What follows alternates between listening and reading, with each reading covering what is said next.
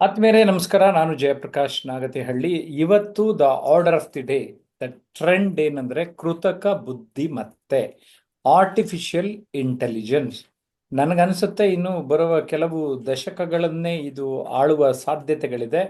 ಮುಂದಿನ ಬದುಕನ್ನ ನಾವೆಲ್ಲರೂ ಅದ್ರ ಕೈ ಕೊಡ್ತಾ ಇದ್ದೀವೇನೋ ಅಂತ ಅನ್ನಿಸ್ತಾ ಇದೆ. ಎಷ್ಟು ಒಳ್ಳೇದಾಗುತ್ತೋ ಅಷ್ಟು ಕೆಟ್ಟದ್ದು ಆಗುವ ಲಕ್ಷಣಗಳು ಕಾಣಿಸ್ತಾ ಇದೆ. ಯಾವುದೇ ಒಂದು ಹೊಸ ತಂತ್ರಜ್ಞಾನ ಅಥವಾ ಯಾವುದೇ ರೀತಿಯ ಪ್ರಗತಿ ಬಂದಾಗ ನಮ್ಮ ಬದುಕಿನಲ್ಲಿ ಪಾಸಿಟಿವ್ ನೆಗೆಟಿವ್ ಎರಡೂ ಒಟ್ಟೊಟ್ಟಿಗೆ ಬರ್ತಾ ಇರತ್ತೆ. ಆದರೆ ನಾವು ಹೆಚ್ಚು ಆ ಪಾಸಿಟಿವ್ಸ್ನ ತಗೊಂಡಾಗ ಆಮ್, ಅಲ್ಲಿ ಎಲ್ಲೋ ಒಂದು ಕಡೆ ನಿಜವಾಗೂ ಅದರ ಸಾರ್ಥಕತೆ ಜಾಸ್ತಿ ಆಗುತ್ತೆ. ಇನ್ಫ್ಯಾಕ್ಟ್ ನಾವೆಲ್ಲ ಸುಮಾರು ಜನ ಇಲ್ಲಿರೋರು ಕಂಪ್ಯೂಟರ್ ಫಸ್ಟ್ ಬಂದಿರೋದನ್ನ ನೋಡಿದ್ವಿ, ಮೊಬೈಲ್ ಫಸ್ಟ್ ಬಿಕಾಸ್ ನಾವೆಲ್ಲ ಬರೀ ಲ್ಯಾಂಡ್ ಟೆಲಿಫೋನ್ ಅಷ್ಟೇ ನೋಡ್ತಾ ಇದ್ವಿ, ಮೊಬೈಲ್ನ ಫಸ್ಟ್ ಕಣ್ಣಾರೆ ನೋಡಿದ್ವಿ ಅಲ್ವೇ.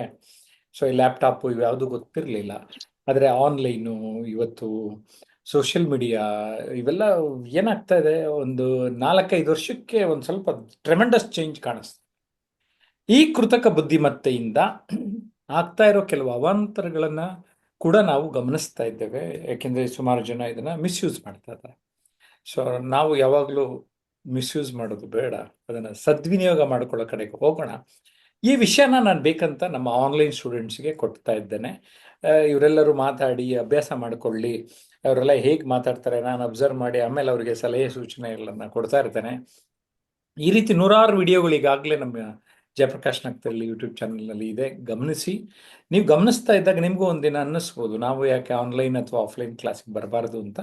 ಆವಾಗ ನಮ್ಮ ಕಚೇರಿ 9341259267ಗೆ ಕರೆ ಮಾಡಿ ಅಂತ ಹೇಳ್ತಾ, ಈಗ ನಾನು ನೇರವಾಗಿ ಗೀತಾ ಅವ್ರಿಗೆ ನಿರೂಪಣೆ ಮಾಡಲಿಕ್ಕೆ ಈ ವಿಚಾರದ ಬಗ್ಗೆ ಅವಕಾಶ ಕೊಡ್ತಾ ಇದ್ದೇನೆ. Over to Geeta. ಆತ್ಮೀಯರೇ ನಮಸ್ತೆ. ಜಯಪ್ರಕಾಶ್ ನಾಗ್ತಿಹಳ್ಳಿ ಯೂಟ್ಯೂಬ್ ಚಾನೆಲ್ಗೆ ತಮಗೆಲ್ಲರಿಗೂ ಆತ್ಮೀಯವಾದ ಸ್ವಾಗತ. ಇವತ್ತು ಪ್ರತಿ ಗುರುವಾರ ತಮಗೆಲ್ಲ ಗೊತ್ತು, ನಾವು ಒಂದು ಆನ್ಲೈನ್ ಮುಖಾಂತರ ಹಲವಾರು ವಿಚಾರಗಳನ್ನ ತೆಗೆದುಕೊಂಡು ಬರ್ತೀವಿ. ಇವತ್ತು ನಮ್ಗೆ ಕೊಟ್ಟಂತಹ ವಿಚಾರ ಕೃತಕ ಬುದ್ಧಿಮತ್ತೆ ಅಂದ್ರೆ AI, ಆರ್ಟಿಫಿಷಿಯಲ್ ಇಂಟೆಲಿಜೆನ್ಸ್.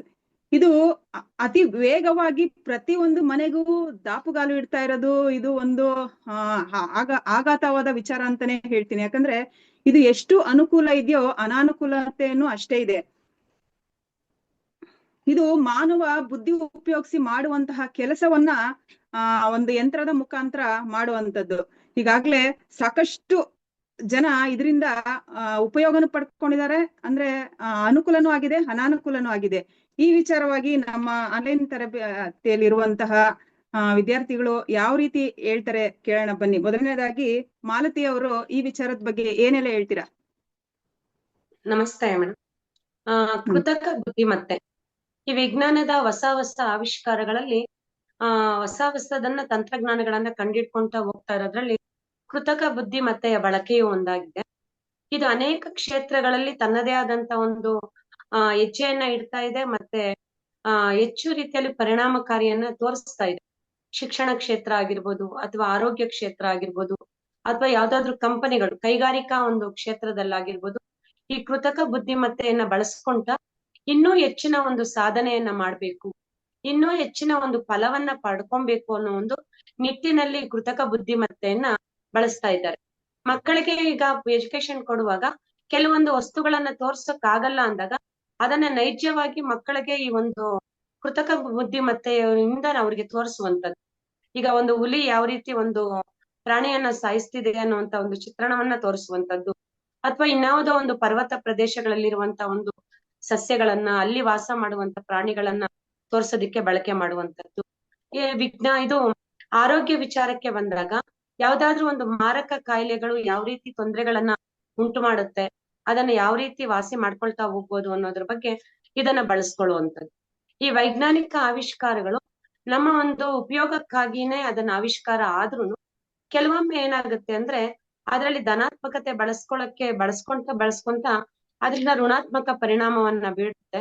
ಆ ಋಣಾತ್ಮಕತೆಯನ್ನ ನಾವು ಬದಿಗಿಟ್ಟು ಧನಾತ್ಮಕತೆಯನ್ನ ಬಳಸ್ಕೊಂತ ಹೋಗ್ತಾ ಇದ್ದಾಗ ನಾವೂನು ಅಭಿವೃದ್ಧಿ ಆಗುತ್ತೇವೆ, ನಮ್ಮ ಸಮಾಜನೂ ಸಹ ಹೆಚ್ಚಿನ ಒಂದು ಅಭಿವೃದ್ಧಿಯನ್ನ ಕಾಣುತ್ತೆ. ಧನ್ಯವಾದಗಳು ಮೇಡಮ್.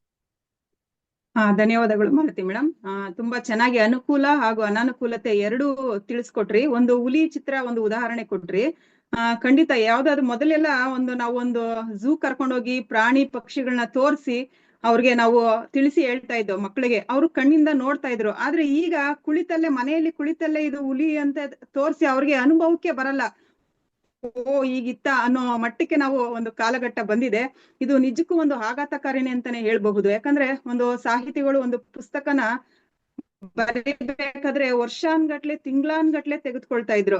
ಈಗ ಈಗಿನ ಒಂದು ಸಾಹಿತಿಗಳು ಹಲವಾರು ಜನ ಬರ್ತಿದಾರೆ. ಅವರೆಲ್ಲ ಏನ್ ಮಾಡ್ತಿದ್ದಾರೆ ಅಂದ್ರೆ, ಯಾವ್ದಾದ್ರು ಒಂದು ವಿಚಾರ ತೆಗೆದುಕೊಂಡು ಒಂದು ಚಾಟ್ GPT ಅದ್ರಲ್ಲಿ ಮಾಡಿದ ತಕ್ಷಣ ಪ್ರತಿ ಒಂದು ಬಂದ್ಬಿಡುತ್ತೆ. ಅದನ್ನ ಅವ್ರು ಯೋಚನೆನೇ ಮಾಡಲ್ಲ, ಯೋಚನಾ ಶಕ್ತಿ ಇರಲ್ಲ, ಅವ್ರ ಅನುಭವಕ್ಕೆ ಬಂದಿರಲ್ಲ. ಏನೋ ಒಂದು ಚಾಟ್ GPT ತೋರಿಸಿದೆ ಅಂದ್ಬಿಟ್ಟು ಅದನ್ನೇ ಒಂದು ಬರೆಯೋ ಅಂತದನ್ನು ಈಗ ನಾವೆಲ್ಲ ನೋಡ್ತಾ ಇದ್ದೀವಿ. ಆಗಿನ ಒಂದು ಇವಾಗ ನಾವು ಕುವೆಂಪು ಅವ್ರದ್ದೇ ಹೇಳಿದ್ರು ಸರ್, ಕುವೆಂಪು, ದ ರಾ ಬೇಂದ್ರೆ, ಪ್ರತಿಯೊಬ್ರು ಎಷ್ಟೊಂದು ಯೋಚನೆ ಚಿಂತನೆ ಮಾಡಿ ಅವರೆಲ್ಲ ನಮ್ಗೆ ವಿಷಯಗಳನ್ನ ಕೊಟ್ಟಿದ್ದಾರೆ ಒಂದು ಕವನದ ಮೂಲಕ ಒಂದು ಸಾಹಿತ್ಯದ ಮೂಲಕ. ಅಂದ್ರೆ ಈಗ ಅದೆಲ್ಲ ನಾವು ಕಳೆದುಕೊಂತಾ ಇದೀವಿ ಅಂತ ಒಂದು ಭಯ ಪ್ರಾರಂಭ ಆಗ್ತಾ ಇದೆ. ಖಂಡಿತ ತಾವು ಚೆನ್ನಾಗಿ ಅರ್ಥ ಮಾಡಿಸಿದ್ರಿ. ಈಗ ನಮ್ಮ ಜೊತೆ ಸಿದ್ದನಗೌಡ ಪಾಟೀಲ್ ಅವರು ಇದ್ದಾರೆ. ಅವರು ಈ ವಿಚಾರದ ಬಗ್ಗೆ ಏನ್ ಹೇಳ್ತಾರೆ ಕೇಳೋಣ ಬನ್ನಿ. ನಮಸ್ಕಾರ ಎಲ್ರಿಗೂ. ಕೃತಕ ಬುದ್ಧಿಮತ್ತತೆ ಇದು ಎಷ್ಟು ಒಳ್ಳೇದೇನೋ ಅಷ್ಟೇ ಕೆಟ್ಟದ್ದು ಕೂಡ ಇದೆ. ಇವತ್ತು ಯಾವ್ದಾದ್ರು ವಿಜ್ಞಾನ ಕ್ಷೇತ್ರದಲ್ಲಿ ಸಾಧನೆ ಆದ್ರೆ ಅದರಿಂದ ಒಳ್ಳೇದ್ ಎಷ್ಟಿದೆಯೋ ಅದನ್ನ ನಾವು ಸದುಪಯೋಗ ಮಾಡ್ಕೊಳ್ಳಿಲ್ಲ ಅಂದ್ರೆ ಅಷ್ಟೇ ಕೆಟ್ಟದಾಗಿ ವರ್ತನೆ ಕೂಡ ಆಗ್ತಾ ಇದೆ. ಇವತ್ತು ನಾವು ಯಾವ್ದಾದ್ರು ಒಂದು ಆವಿಷ್ಕಾರ, ಇವತ್ತು ಟಿವಿ ಬಗ್ಗೆ ಹೇಳಿದ್ರೆ ಟಿವಿ ಇಂದ ಹಲವಾರು ವಿಚಾರಗಳು ನಮ್ಗೆ ಒಳ್ಳೇದು ತಿಳಿಸುತ್ತೆ.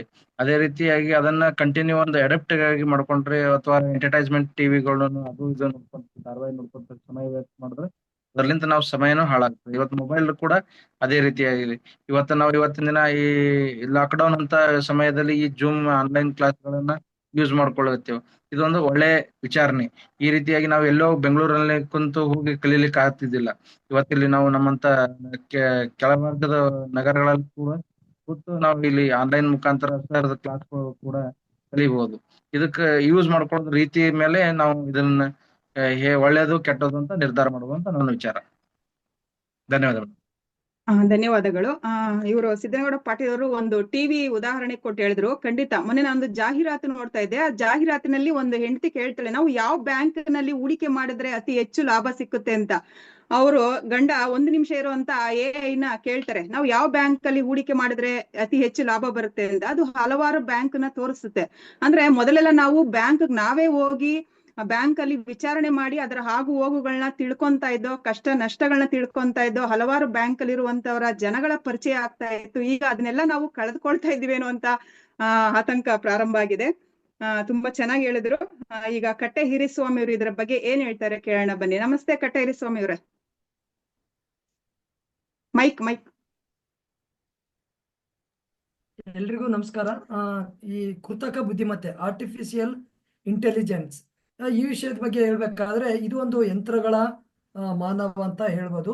ಇದು ಒಂದು ದೊಡ್ಡ ಪ್ರಮಾಣದ ಡಾಟಾವನ್ನು ವಿಶ್ಲೇಷಿಸಿ ಇದರ ಒಂದು ತಂತ್ರಜ್ಞಾನ, ಒಂದು ಏನು ನಿರ್ಧಾರಗಳನ್ನು, ಆಮೇಲೆ ಪರಿಹಾರ, ನಮ್ಮ ಸಮಸ್ಯೆಗಳನ್ನ ಪರಿಹರಿಸಲಿಕ್ಕೆ ಇದು ಒಂದು ವೇದಿಕೆ ಅಂತಾನೆ, ಇದಂತಾನೆ ಹೇಳ್ಬೋದು. ಅಷ್ಟು ಇದು ದೊಡ್ಡ ಪ್ರಮಾಣದಲ್ಲಿ ಈಗ ಮುನ್ನುಗ್ತಾ ಇದೆ. ಈಗ ಯಾವುದೇ ಒಂದು ಡಾಟಾ ನಮಗೆ ಒಂದು ಮಾಡ್ತಾ ಇದ್ದಾರೆ ಅಂದ್ರೆ ಅದರಲ್ಲಿ ಪಾಸಿಟಿವ್ ಮತ್ತು ನೆಗೆಟಿವ್ ಎರಡು ಇರ್ತವೆ. ಇದ್ರ ಬಗ್ಗೆ ನಾವು ಕೃತಕ ಬುದ್ಧಿಮತ್ತೆ ಬಗ್ಗೆ ಪಾಸಿಟಿವ್ ಬಗ್ಗೆ ನಾವು ಹೇಳೋದಾದ್ರೆ, ಇದು ವೇಗ ಮತ್ತು ಕಾರ್ಯಕ್ಷಮತೆಯನ್ನು ಹೆಚ್ಚಿಸುತ್ತದೆ. ಹಾಗೆ ನೈಸರ್ಗಿಕ ಭಾಷೆ ಮತ್ತು ಅನುವಾದ, ಧ್ವನಿಗೂಡಿಸುವಿಕೆ ಮತ್ತೆ ಆರೋಗ್ಯ ಸೇವೆಯಲ್ಲಿ ಮತ್ತು ಹಣಕಾಸು ಕ್ಷೇತ್ರದಲ್ಲಿ ಬಳಕೆ ಆಗುತ್ತದೆ. ಹಾಗೆ ನೌಕರಿ ಆಟೋಮೇಷನ್ ಆಗಿ ಕೆಲಸದ ಸರಳೀಕರಣವನ್ನು ಗೊಳಿಸುತ್ತದೆ. ಹಾಗೆ ಈ ಕೃತಕ ಬುದ್ಧಿಮತ್ತೆ ಮುಂದಿನ ದಿನದಲ್ಲಿ ಎಲ್ಲಾ ಕ್ಷೇತ್ರಗಳಲ್ಲಿ ಅಂದ್ರೆ ಕ್ರಾಂತಿಯನ್ನ ಸೃಷ್ಟಿಸುತ್ತದೆ. ಹಾಗಾಗಿ ಮಾನವರು ಇದನ್ನು ಗಮನದಲ್ಲಿ ಇಟ್ಕೊಂಡು ಜಾಣ್ಮೆಯಿಂದ ಬಳಸಿದ್ರೆ ತುಂಬಾ ಉಪಯೋಗವಾಗ್ತದೆ ಅಂತ ಹೇಳಕ್ ಇಷ್ಟಪಡ್ತೀನಿ ಮೇಡಮ್. ಧನ್ಯವಾದಗಳು.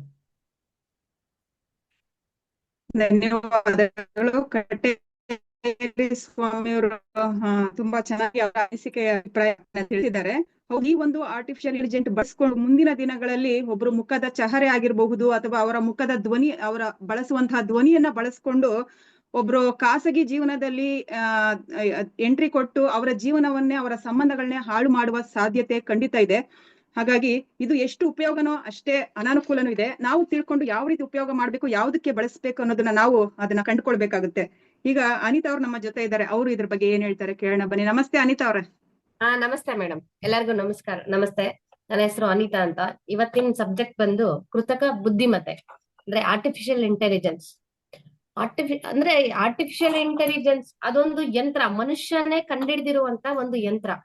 ಅಂದ್ರೆ ಮನುಷ್ಯನ್ಗೆ ಬುದ್ಧಿ ಏನಿದೆಯಲ್ಲ, ಆ ಬುದ್ಧಿ ಮನುಷ್ಯ ತನ್ನ ಬುದ್ಧಿ ಉಪಯೋಗಿಸ್ಕೊಂಡು ಆ ಬುದ್ಧಿನ ಎಲ್ಲ ಖರ್ಚು ಮಾಡಿ ಬೇರೊಂದು ಯಂತ್ರಕ್ಕೆ ಆ ಬುದ್ಧಿನ ಟ್ರಾನ್ಸ್ಫರ್ ಮಾಡಿದ್ದಾರೆ. ಇವಾಗ 10 ಜನ ಮಾಡೋ ಕೆಲಸ, 10 ಜನ ಮಾಡೋಷ್ಟು ಕೆಲಸನ ಅದು ಒಂದೇ ಯಂತ್ರ ಮಾಡುತ್ತೆ. ಅಂದ್ರೆ ಪ್ರಪಂಚ ಬದಲಾಗ್ತಾ ಇದೆ, ತಂತ್ರಜ್ಞಾನ ಮುಂದುವರಿತಾ ಇದೆ ಅಂತಂದ್ರೆ ನಾವ್ ಅದನ್ನ ಅಳವಡಿಸ್ಕೋಬೇಕು, ಖಂಡಿತ ಅಳವಡಿಸ್ಕೋಬೇಕು.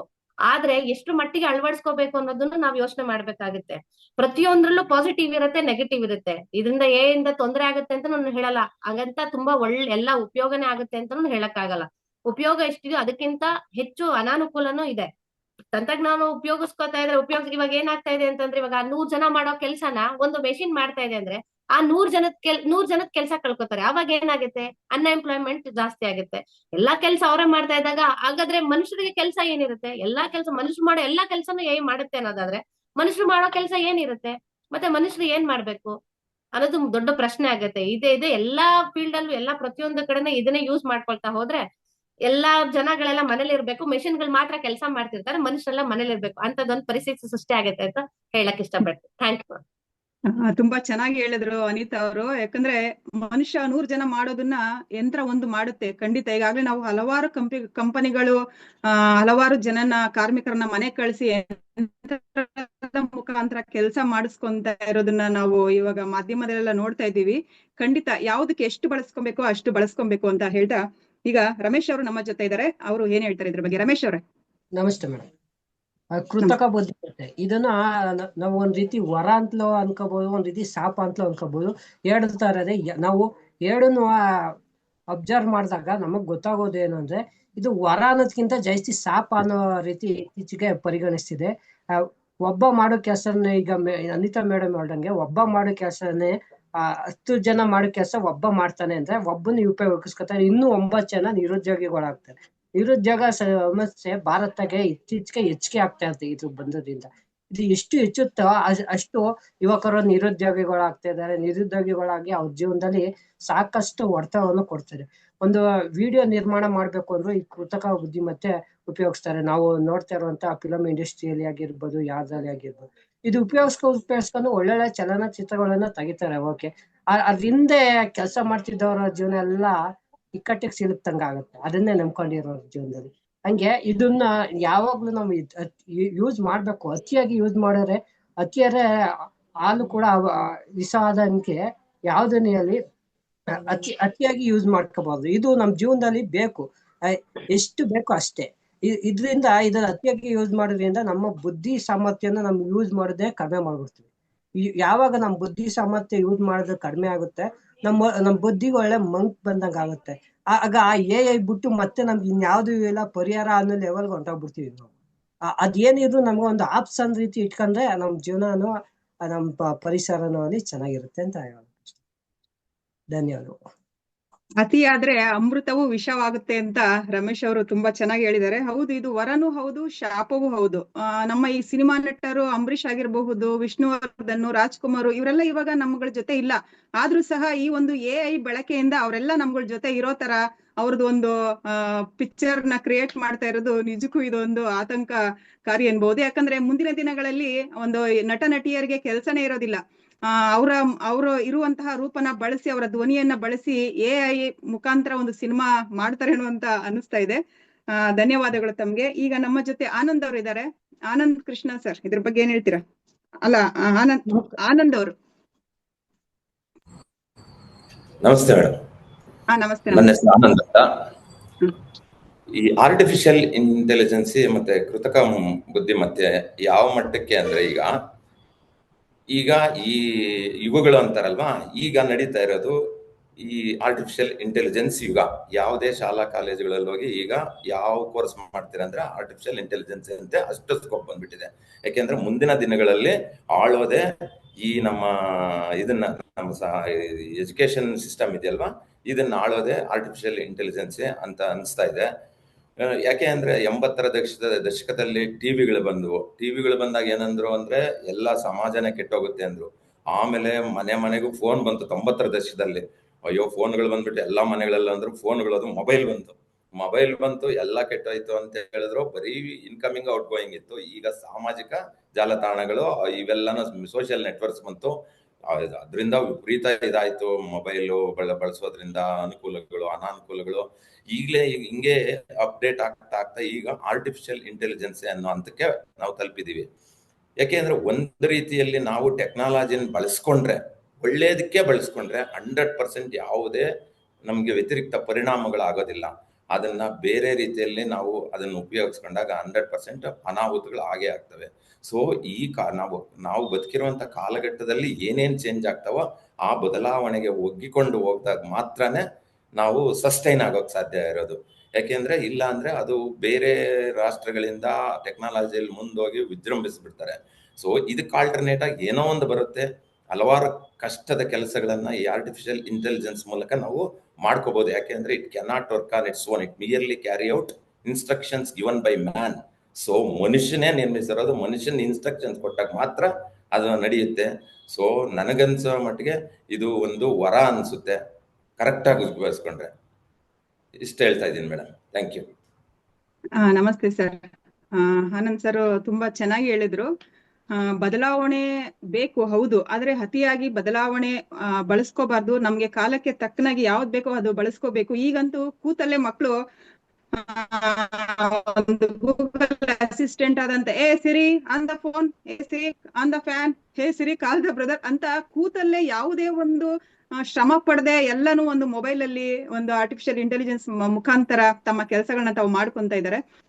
ಈಗ ಆನಂದ್ ಕೃಷ್ಣ ಅವರು ನಮ್ಮ ಜೊತೆ ಇದ್ದಾರೆ. ಅವ್ರು ಇದ್ರ ಬಗ್ಗೆ ಏನ್ ಹೇಳ್ತಾರೆ? ಆನಂದ್ ಸರ್. ನಮಸ್ಕಾರ ಎಲ್ಲರಿಗೂ. ಆನಂದ್ ಸರ್ ನಮಸ್ಕಾರ ಮೇಡಮ್. ಎಲ್ಲರಿಗೂ ನಮಸ್ಕಾರ. ಇದು ನಮಸ್ತೆ. ಕೃತಿಕ ಬುದ್ಧಿ ಮತ್ತೆ ಇದು ನಮ್ಗೆ ಏನ್ ಬಂದಿದೆಯಲ್ಲ, ಇದು ಮನುಷ್ಯನ ಆಲೋಚನೆಯ ಒಂದು ಹೆಜ್ಜೆ. ನಾನ್ ಹೇಳ್ತೀನಿ ಇದು ನಮ್ಗೆ ಸತ್ಯಯುಗ ಬಂದಿದೆ ಅಂತ ಹೇಳಕ್ ನಾನು ಇಷ್ಟಪಡ್ತೀನಿ. ನೀನ್ ಏನ್ ಮಾಡಿದ್ರು ಕೂಡ ಪ್ರೂಫ್ ಇರುತ್ತೆ. ನೀನ್ ಎಲ್ಲಿದೀಯಾ ಅಂತಂದ್ರು ಪ್ರೂಫ್ ಇರುತ್ತೆ. ಇನ್ಮೇಲೆ ಏನಿದ್ರು ಇವಾಗ ಆಲ್ರೆಡಿ UPI ಟ್ರಾನ್ಸಾಕ್ಷನ್ಸ್ ಎಲ್ಲ ಜಾಸ್ತಿ ಆಗ್ತಾ ಇದೆ. ಅದರಲ್ಲಿ ನಮ್ಮ ಇಡೀ ವರ್ಲ್ಡ್ ಅಲ್ಲಿ ನಮ್ಮ ಇಂಡಿಯಾ ಜಾಸ್ತಿ ಇದೆ, ಅದರಲ್ಲಿ ಕರ್ನಾಟಕ ಜಾಸ್ತಿ ಇದೆ. ಇನ್ನು ಡಿಜಿಟಲ್ ಎಲ್ಲದ್ರಲ್ಲಿನೂ ನೀನ್ ಎಲ್ಲಿ ಫ್ರಾಡ್ ಮಾಡಕ್ ಆಗಲ್ಲ. ಇವಾಗ ನಿಮ್ಗೆ ಕಿಡ್ನಿ ಕೆಲಸ ಮಾಡಿಲ್ವಾ, ಮಿಷಿನ್ ಇಟ್ಟು ಕಿಡ್ನಿನ ವರ್ಕ್ ಮಾಡಿಸ್ಬಿಡ್ತಾರೆ. ಹಾರ್ಟ್ ವರ್ಕ್ ಆಗಿಲ್ಲ, ಹಾರ್ಟ್ಗೆ ಒಂದು ಕೃತಿಕವಾಗಿ ಹಾಕಿ ಕೆಲಸ ಮಾಡಿಸ್ತಾರೆ. ನಿನಗೆ ಇಂಥ ಬೆಳವಣಿಗೆ ಆಗಿರೋ ಮನುಷ್ಯನಲ್ಲಿ ಇಂಥ ಬೆಳವಣಿಗೆ ಆಗ್ತಾ ಇರೋದನ್ನ ನೋಡ್ತಾ ಇದ್ರೆ ನನಗನ್ಸುತ್ತೆ ಇನ್ಮೇಲೆ ಇವಾಗ ಅವರು ಆನಂದ್ ಸಾರ್ ಹೇಳಿದ್ರು, ಅದು ಬಂದಾಗ ಹಂಗಾಯ್ತು, ಟಿವಿ ಬಂದಾಗ, ಮೊಬೈಲ್ ಬಂದಾಗ ಹಿಂಗ ಏನೇನೋ ನೆಗೆಟಿವ್ ಆಗಿ ಮಾತಾಡ್ತಿದಾರ ಅಂತಂದ್ರೆ, ನೆಗೆಟಿವ್ ಎಲ್ಲದ್ರಲ್ಲಿ ಇರುತ್ತೆ. ಮನುಷ್ಯನಲ್ಲಿ ಆಲೋಚನೆಗಳು ಹೆಂಗಿರ್ತವೆ ಹಂಗೆ ಇರುತ್ತೆ. ಬಟ್ ನನಗನ್ಸುತ್ತೆ ಇವೆಲ್ಲವೂ ನಮ್ಮ ಒಂದು ಸತ್ಯಯುಗಕ್ಕೆ ಒಂದು ದಾರಿ ಮಾಡ್ಕೊಡ್ತಾ ಇದೆ. ಇನ್ನು ಮುಂದೆ ಎಲ್ಲಾ ಮನುಷ್ಯರು ಪವಿತ್ರವಾದ ಆಗ್ತಾರೆ ಅನ್ನೋದಕ್ಕೆ ನಿದರ್ಶನ ಅಂತ ಹೇಳಕ್ ಇಷ್ಟಪಡ್ತೀನಿ ಮೇಡಮ್. Thank you. ಧನ್ಯವಾದ ಆನಂದ್ ಕೃಷ್ಣ ಸರ್. ಕೃತಕ ಕೆಲಸ ಜಾಸ್ತಿ ಆಗ್ತಿದೆ, ಮಾನವನ ಕೆಲಸ ಕಡಿಮೆ ಆಗ್ತಿದೆ ಅಂತ ತುಂಬಾ ಚೆನ್ನಾಗಿ ಹೇಳಿದ್ರು. ಹೌದು, ಅನುಕೂಲ ಎಷ್ಟಿದೆಯೋ ಅಷ್ಟೇ ಅನಾನುಕೂಲತೆನೂ ಇದೆ. ನಮ್ಗೆ ಯಾವ ರೀತಿ ಬೇಕೋ ಅದನ್ನ ಪಡ್ಕೊಳ್ಬೇಕು. ಇವತ್ತು ತಾವೆಲ್ಲರೂ ಈ ಒಂದು ತರಗತಿಗೆ ಜಾಯಿನ್ ಆಗಿದ್ದೀರಾ. ಹಾಗೆ ತಮ್ಮ ಅನಿಸಿಕೆ ಅಭಿಪ್ರಾಯಗಳನ್ನ ಸಹ ತಿಳಿಸಿದಿರಾ. ಎಲ್ಲರಿಗೂ ಜಯಪ್ರಕಾಶ್ ನಾಗತಿಹಳ್ಳಿ ಯೂಟ್ಯೂಬ್ ಚಾನಲ್ಗೆ ಸಬ್ಸ್ಕ್ರೈಬ್ ಮಾಡಿ, ಲೈಕ್ ಮಾಡಿ, ಕಮೆಂಟ್ ಮಾಡೋದನ್ನ ಮರಿಬೇಡಿ. ತಮ್ಮ ಒಂದು ಕಮೆಂಟ್ ತಿಳ್ಕೊಂಡು ನಾವು ಅದಕ್ಕೆ ಉತ್ತರವನ್ನ ಕೊಡಬಹುದು. ಎಲ್ಲರಿಗೂ ಧನ್ಯವಾದಗಳು.